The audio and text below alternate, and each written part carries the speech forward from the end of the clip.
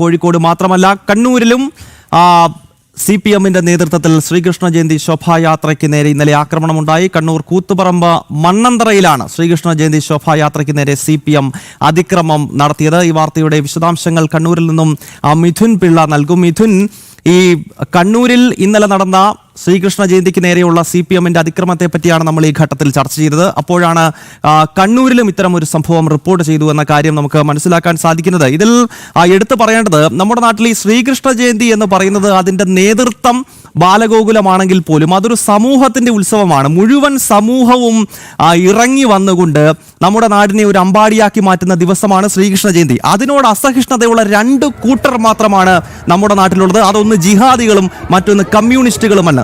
അപ്പോൾ ഈ കമ്മ്യൂണിസ്റ്റുകൾ ഇന്നലെ കണ്ണൂരിൽ എന്തൊക്കെയാണ് കാട്ടിക്കൂട്ടിയത് മിഥുൻ?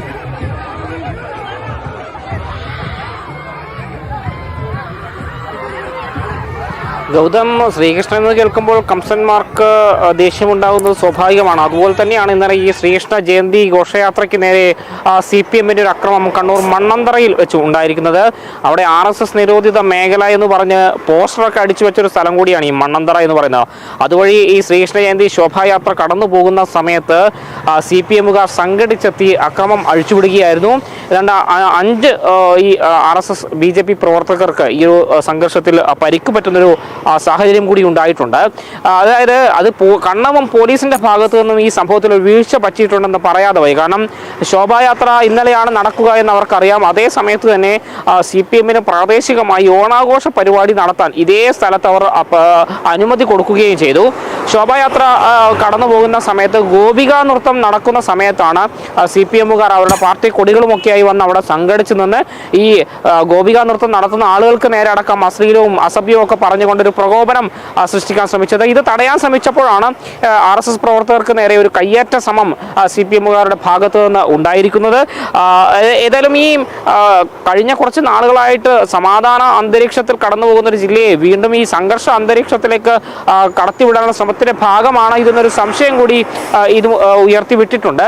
ഏതായാലും സംഭവവുമായി ബന്ധപ്പെട്ട വലിയ പ്രതിഷേധവും ഉയർന്നിട്ടുണ്ട്. നമുക്കറിയാം, ഈ കണ്ണൂർ ജില്ലയിലാണ് ശ്രീകൃഷ്ണ ജയന്തിക്ക് ബാലഗോകുലം നടത്തുന്ന ശോഭായാത്രയ്ക്ക് ബദലായി സാംസ്കാരിക ഘോഷയാത്രയൊക്കെ ആയിട്ട് ഈ CPM രംഗത്ത് വന്ന ഒരു സാഹചര്യമുള്ളത്. അവർക്ക് 1-2 തവണയോ നടത്താൻ വേണ്ടി പറ്റി. പിന്നീട് അതിൽ നിന്ന് മുന്നോട്ട് പോകാൻ വേണ്ടി സാധിച്ചില്ല. കാരണം ആ ഒരു സംഘാടന മികവർക്ക് പിന്നീട് നടത്താൻ വേണ്ടി സാധിച്ചില്ല എന്നുള്ളതാണ് എടുത്തു പറയേണ്ടത്. അതൊന്ന് ചോദിക്കാൻ വരികയായിരുന്നു. മിഥുന വിഷയത്തിലേക്ക് തന്നെയാണ് വരുന്നത്. അതായത് ശ്രീകൃഷ്ണ ജയന്തി ശോഭായാത്ര കേരളത്തിൽ തുടക്കമിട്ടത് ബാലഗോകുലമാണ്. നേരത്തെ നമ്മൾ സൂചിപ്പിച്ചതുപോലെ അതിന്റെ നേതൃത്വം ബാലഗോകുലമാണെങ്കിൽ പോലും അതൊരു സമൂഹത്തിന്റെ ഉത്സവമാണ്. അതിൽ മതവ്യത്യാസമില്ലാതെ മുഴുവൻ ജനങ്ങളും ബാലഗോകുലം നടത്തുന്ന ശ്രീകൃഷ്ണ ജയന്തി ഏറ്റെടുക്കാറുണ്ട്. ഇതിന് ബദലായിട്ടാണല്ലോ ഈ P ജയരാജന്റെയൊക്കെ നേതൃത്വത്തിൽ കണ്ണൂരിൽ ഒരു ഘട്ടത്തിൽ ഈ നിരീശ്വരവാദികൾ ശ്രീകൃഷ്ണ ജയന്തിയുമായിട്ട് തെരുവിലേക്ക് ഇറങ്ങിയത്.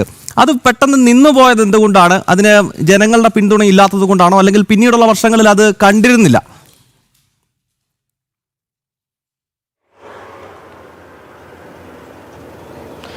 ഗൗതം, അത് P ജയരാജൻ കണ്ണൂർ ജില്ലാ സെക്രട്ടറി ആയിരുന്ന സമയത്ത് തന്നെയാണ് ഈ ബാലഗോകുലം നടത്തുന്ന ശോഭായാത്രയ്ക്ക് ബദലായി ഒരു ശ്രീകൃഷ്ണ ജയന്തി ആഘോഷവുമായി CPM നേതൃത്വം രംഗത്ത് വന്നത്. ആദ്യത്തെ 2 തവണയ്ക്ക് അവർ നടത്തിയെങ്കിൽ പോലും പിന്നീട് അവർക്കത് നടത്തി കൊണ്ടുപോകാൻ സാധിച്ചില്ല എന്നുള്ളതാണ് എടുത്തു പറയേണ്ടത്. കാരണം ഗൗതം പറഞ്ഞത് തന്നെയാണ് ശരി. കാരണം ഗൗതം, അതായത് ഈ ബാലഗോകുലം നടത്തുന്ന ശോഭായാത്രയ്ക്ക് എല്ലായ്പ്പോഴും പൊതുജനങ്ങളിൽ നിന്ന് വലിയൊരു സ്വീകാര്യത കിട്ടാറുണ്ട്. ജാതി മത ഭേദമന്യേ വലിയ ഒരു ആൾക്കൂട്ടം തന്നെ ഒരു പരിപാടിയുടെ ഭാഗമാകും. നാടകം അത് ഉത്സവമായി ഏറ്റെടുക്കുകയും ചെയ്തിട്ടുണ്ട്. പക്ഷേ CPMന്റേത് വെറും ഒരു രാഷ്ട്രീയ പരിപാടി മാത്രമായി ചുരുങ്ങിയതോടുകൂടിയാണ് ഇതിലേക്കൊരു ജനപങ്കാളിത്തം കുറയുന്ന ഒരു സാഹചര്യം ഉണ്ടായത്. അത് പിന്നീടുള്ള തെരഞ്ഞെടുപ്പുകളിൽ ഉൾപ്പെടെ തിരിച്ചടിയാകുമോ എന്ന് ഭയന്നു തന്നെയാണ് അവർ ഈ ഒരു ശ്രമത്തിൽ നിന്ന് പിന്നീട് പിന്മാറുകയും ചെയ്തത്. ഗൗതം, കണ്ണൂരിലും ശ്രീകൃഷ്ണ ജയന്തി ശോഭായാത്രയ്ക്ക് നേരെ CPMന്റെ അതിക്രമം ഉണ്ടായിരിക്കുന്നു. കോഴിക്കോടും കണ്ണൂരുമാണ് 2 വ്യത്യസ്തമായ അക്രമ സംഭവങ്ങൾ റിപ്പോർട്ട് ചെയ്തത്. വളരെ ഗൗരവമേറിയ ഒരു വാർത്ത തന്നെയാണ് ഈ ഘട്ടത്തിൽ നമ്മൾ ചർച്ച ചെയ്യുന്നത്. കാരണം പൊതുസമൂഹം ഏറ്റെടുത്തിട്ടുള്ള വളരെ ശാന്തമായി നടക്കുന്ന ബാലഗോകുലം പോലെയുള്ള കുട്ടികളുടെ സംഘടന നടത്തുന്ന ശോഭായാത്രകൾക്ക് നേരെയാണ് കമ്മ്യൂണിസ്റ്റുകൾ കണ്ണൂർ ജില്ലയിലും കോഴിക്കോടും ആക്രമണം നടത്തിയത്. ഇതേ വാർത്തയിലേക്ക് തന്നെ മടങ്ങിയത്.